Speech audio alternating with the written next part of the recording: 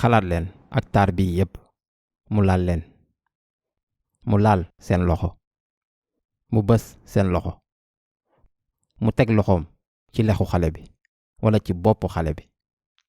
xalaat leen ko, Anas ibn Malik mu fa nekkoon moo leen di jàppale ngeen xalaat.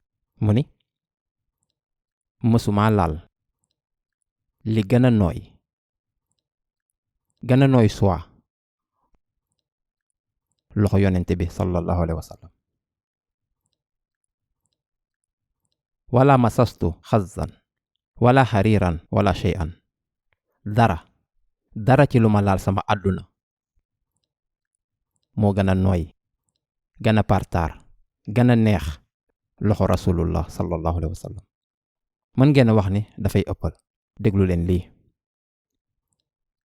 wala chamamtu miskan xat, dem leen ci magasin bu leen neex ngeen xool parfum jigéen yi leen neex wala yu góor yi leen neex ngeen xencu leen. Anas moo ko wax. mën ngeen a wax ni dafay ëppal, auzu billah, waaye du ay fen. nee na mësuma xencu ab parfum bi gën a neex ñaqu rasulullah sallallahu alayhi wa sallam. kon yaakaaruma ni rasulullah daan na jëfandikoo parfum. misk bi ci moom la doon jóge. lan ci ay doxalinam. xalaat leen mu reetaan, mu laal leen, mu xool leen ci bët, mu wax leen dara. waaye ak li yépp dafa bari woon yërmande.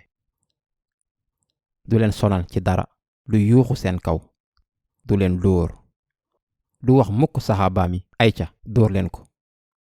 amul garde du corps. boo leen ko gisee jarul ngeen di tiit. soxlawul alkaati ngir ngeen nekk ci kaaraange.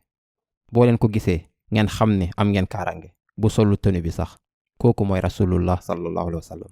léegi loolu mag yee ko moom. xale yi nag, lan ci xale yi. gis kanam gu rafet gii mel ni weer bi di doxalee ak yërmande. xalaat leen ab xale daje ak loolu yépp. Anas ibn Malik mi dëkk ak rasulullah sallallahu alayhi wa sallam fukki at. xam ngeen ne dund na 102 at. nee na benn bis du jàll bu rasulullah sallallahu alayhi wa sallam delloo ci boromam ba tey te duma ko gis ci gént.